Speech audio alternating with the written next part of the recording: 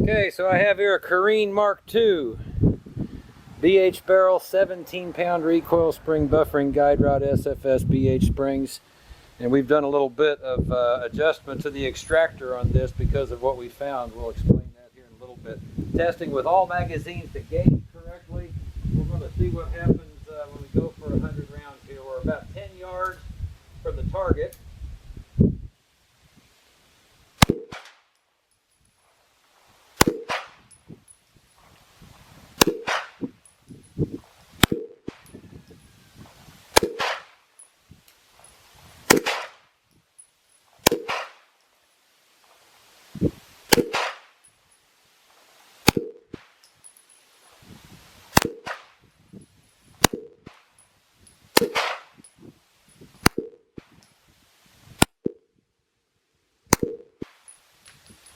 Okay, there's 15 rounds. This will be 30 if we get through these.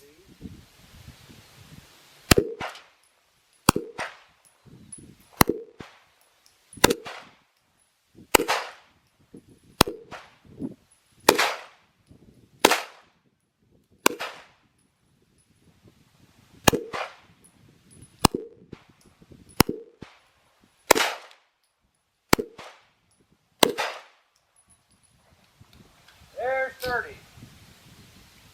This will make 43.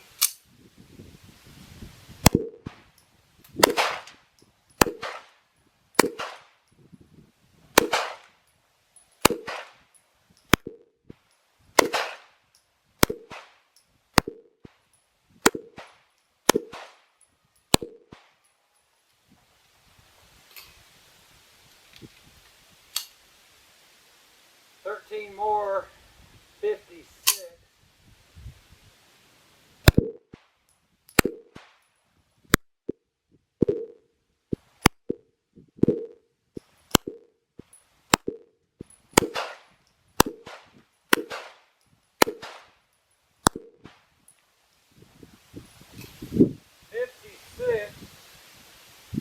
Not sure how many are in this one. We'll shoot this out and then we'll reload real quick.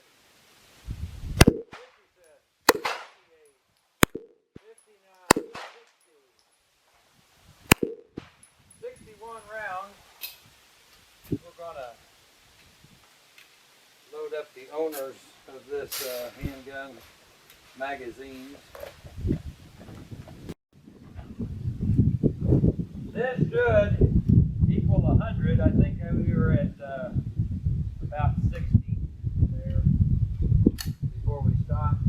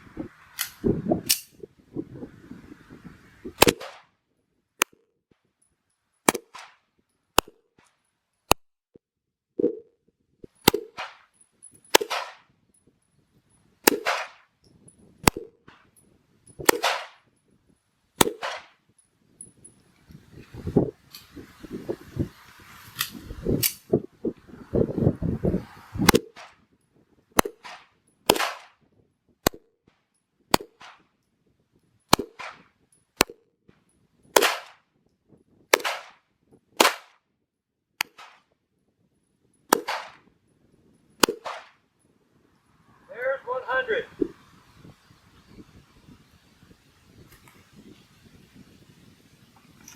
And I have to do this because I just ate that target up.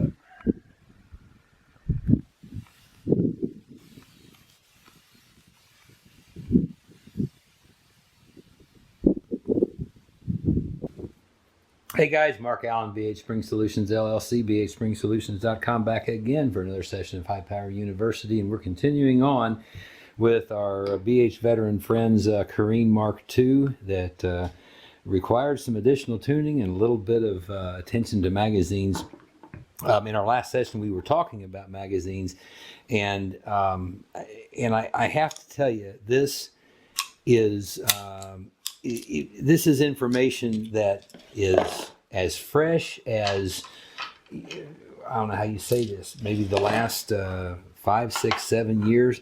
I had noticed, because I have a couple of Mousetrap magazines in 13 round and a couple in 10 round.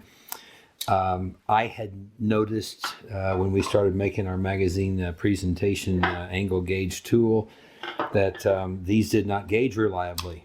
And like I say, this was not how my magazine looked when it was brand new 30 years ago. This is how they get, especially if they spend 20 years loaded.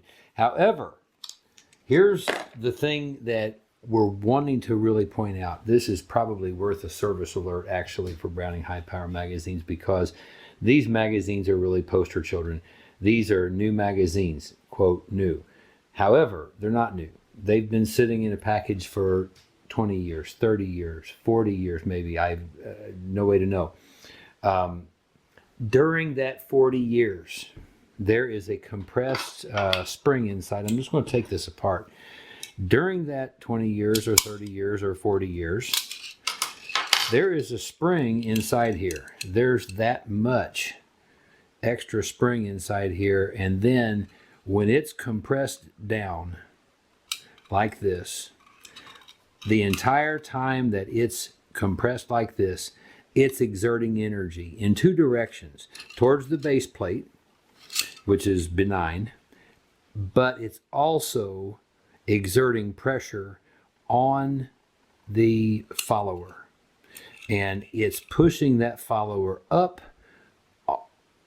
in the direction of these feed lips, which are angled over the follower. In other words, what it's doing is it's constantly putting pressure on metal, trying to make the metal do what the metal was bent so that it wouldn't do.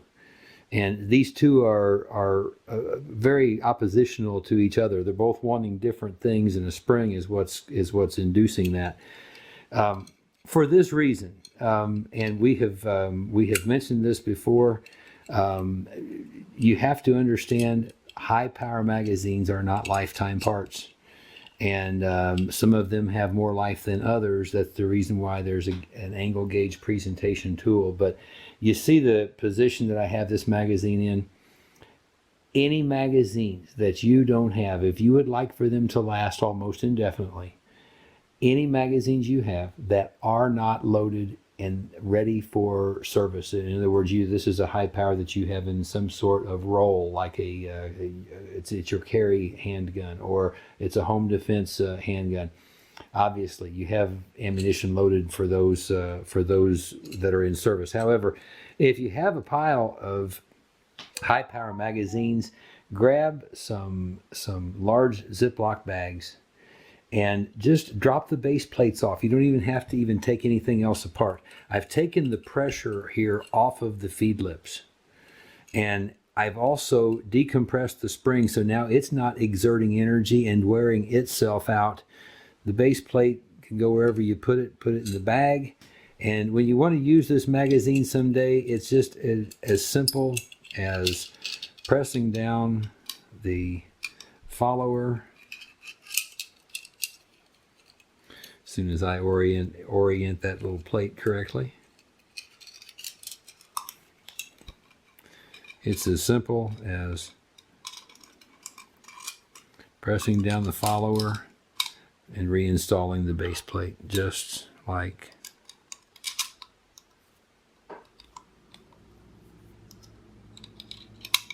that.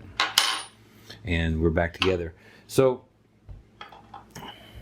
that is what happened to these magazines. In other words, it's reasonable to say, well, how the heck can these things, they were made defective from the factory. They weren't. They weren't. You see this follower, and if you press down on it, just like this, you feel, there's resistance there. In other words, pressure on these feed lips, and these feed lips over time, They do what metal does when it's constantly having pressure applied against it.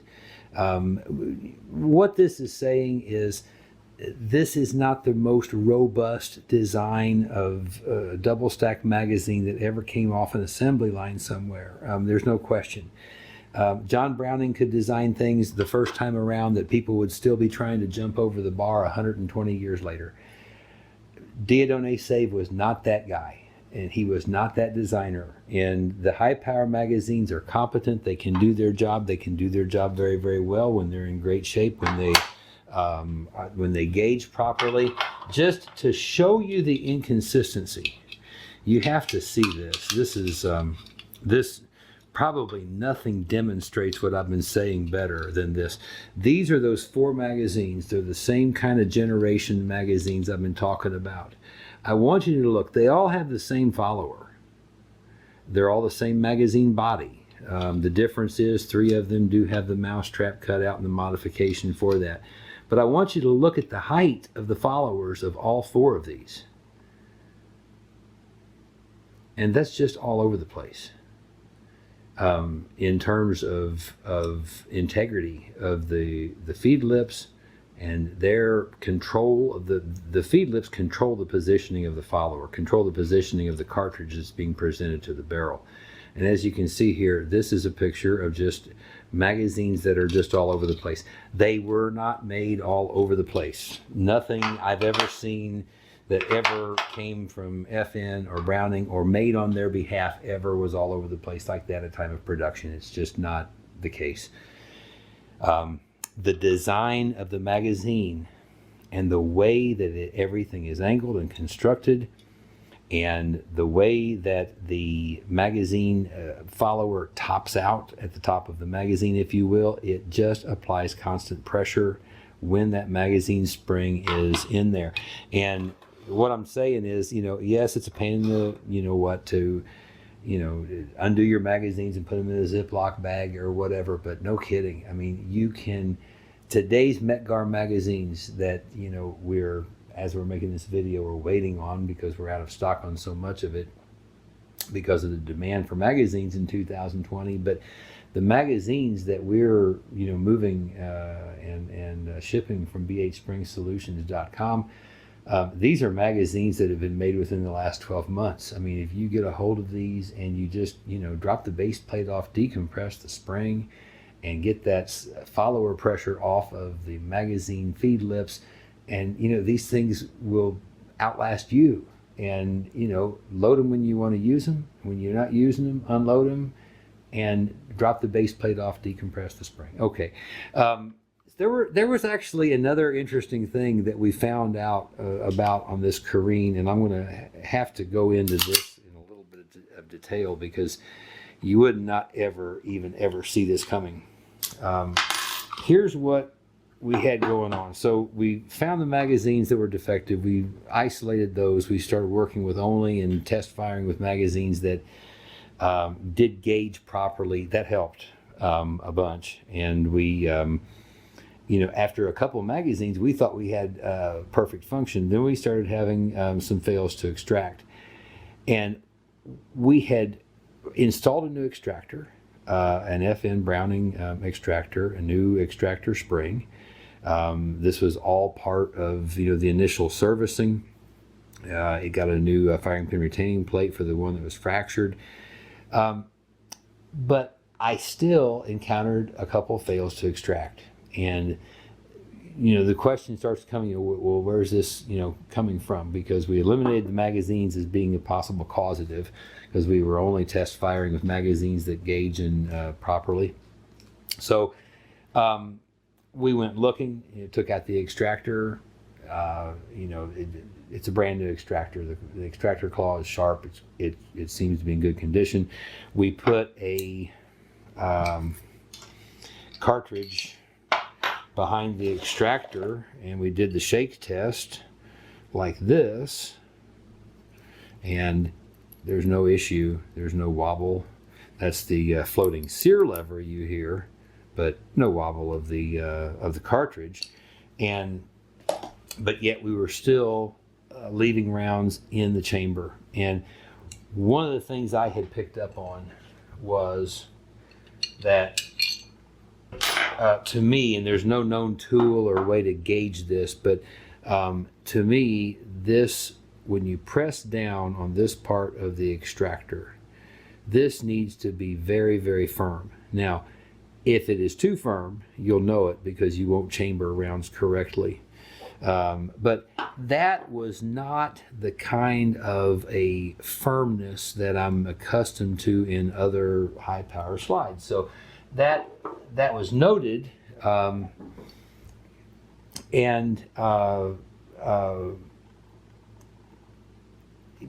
make a long story short, took the extractor out, took the extractor spring out. The height of the extractor spring compared to the top of the slide, compared to an Arcus, was different. And the hole where the extractor spring goes is deeper in this careen. Don't know why it's deeper. Haven't encountered this before in any other careens. Don't know. Some big guy may have been bored with a drill one night or something and got it down in that hole. For whatever reason, it is just slightly deeper than under the extractor than would be typical. And what I wound up doing was I wound up cutting off the bottom coil of another extractor spring, dropping it down that hole. It laid perfectly flat. It was beautiful. Then I put the extractor spring in, and then I had very good resistance on the extractor. Then we went out, shot 100 rounds perfectly, and everything functioned and cycled well. There's a first time for everything. We don't know how common or not common that this finding is. You remember we did one on the Charles Daly high power clone, and that hole for that extractor spring was shallower, and we actually had to take a bit of spring off in order to have the spring not bottom out. And this one was found to be deeper, so we had to shallow up that hole in some way, and using the bottom coil, cutting off the bottom coil, just using a little Dremel and a grinder wheel, cutting off that bottom coil, which is a flat coil, relatively speaking anyway, seemed like the perfect kind of foundation to bring that extractor spring higher and cause more pressure on the extractor. So that was done, and that was really the final thing that brought this thing in. Our BH veteran had also noted that the slide was failing to hold back after the last round.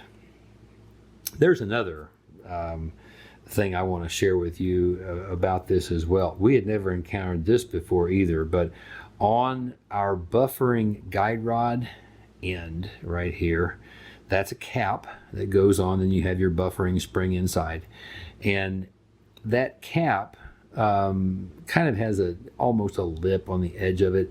It doesn't cause any issues with anything typically, but what I noticed was just a little bit of an erratic moment in the slide's travel, rearward and then back forward, and it was pretty close to the back of rear slide travel. And what I did is I took a little grinder wheel and I just rounded off the edge of that cap, and it makes this it just makes it much smoother as it goes down the coils when the firearm recoils. And that little bit of an erratic feeling was gone after that, and it has not come back, because that was what was causing it apparently. There is some dimensional differences. This had nothing so much to do with the component as some additional differences in some dimensions here where this recoil spring lives. Has more to do with this hood that is over the recoil spring and the guide rod than it had to do with really the part or the component. But that little bit of fitting took care of that. Oh, the slide stop not camming up, that was a two-part kind of a thing, maybe even a one-part, but we're never going to know. Your slide stop goes through we'll get these oriented correctly here. Your slide stop, when your recoil spring guide rod is installed in your slide and in the position of the barrel, it's like this. Your slide stop goes through the frame, and then it goes through the recoil spring guide rod like this. And in fact, if you just put the parts together like this, and you move this slide stop up, you're going to notice that detent ball makes the slide stop want to cam down. And that's what you want. And when you have a healthy spring inside your recoil spring guide rod, that is what it will do. As a Browning or FN recoil spring guide rod ages, those have springs inside you can't replace.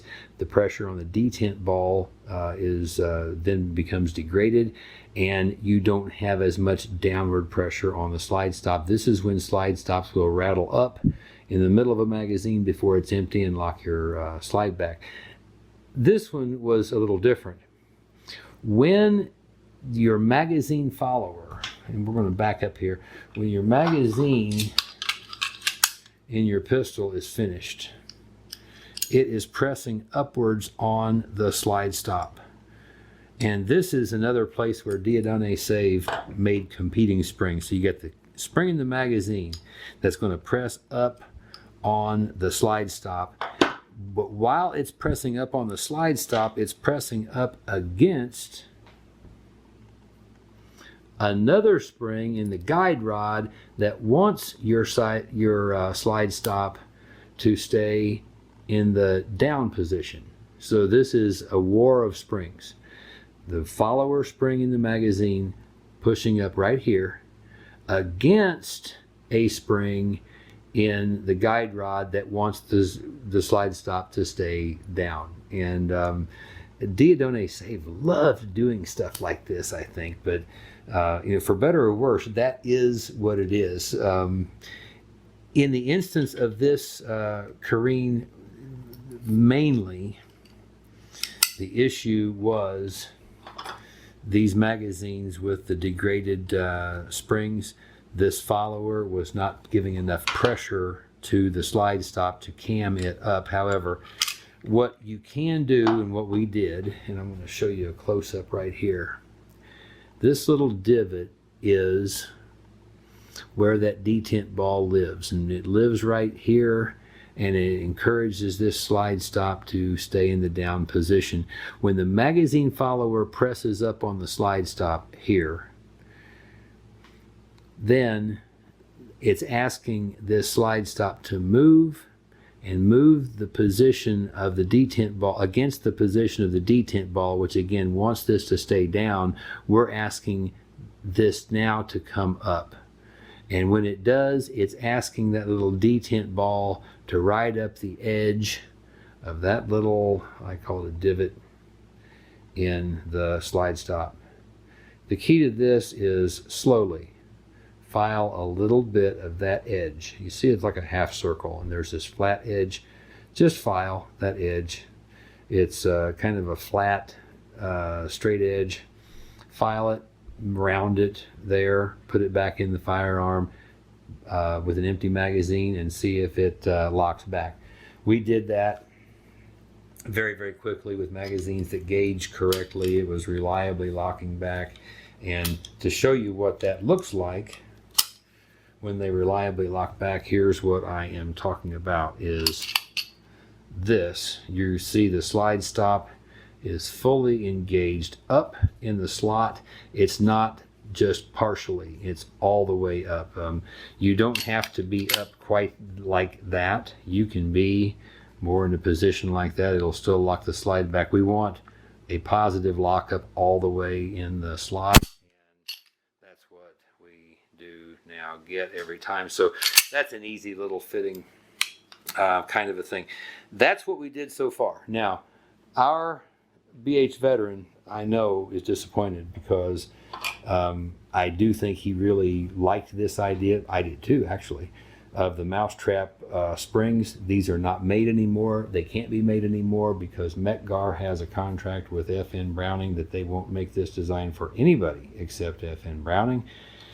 and they don't have a dog in the high power fight anymore. So don't look for these to be remade anytime soon. But BH Spring Solutions, in the form of our new redesigned trigger subassembly, or the advanced trigger subassembly for high power pistols, we do have a solution, and it's going to help everybody who really loves these mousetrap magazines, but the integrity of them over years and years and years, especially if they've been left assembled, really is starting to go away. And I wouldn't encourage anybody to purchase these, new or not.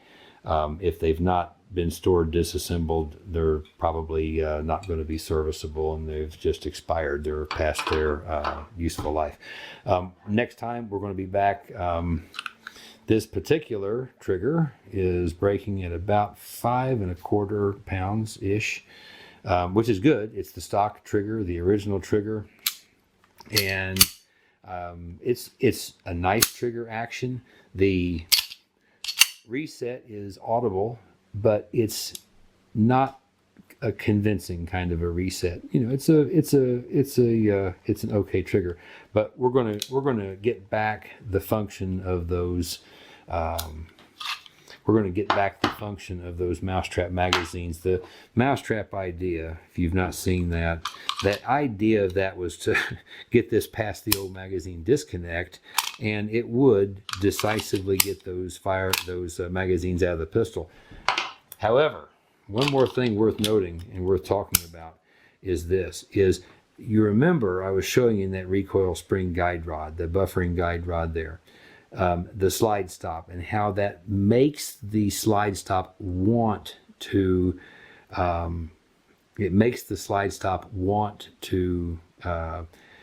stay in the down position. The slide stop wanting to stay in the down position can, if the slide is forward, help the magazine leave. Doesn't do anything for you though when the magazine is locked back, of course. At that point, your best case scenario with the OEM trigger is just what you just saw, which is basically gravity, which, by the way, does not work if you're horizontal. But anyway, we're going to get back to that on our next session of High Power University. I'm Mark Allen, BH Spring Solutions LLC, and BHSpringSolutions.com.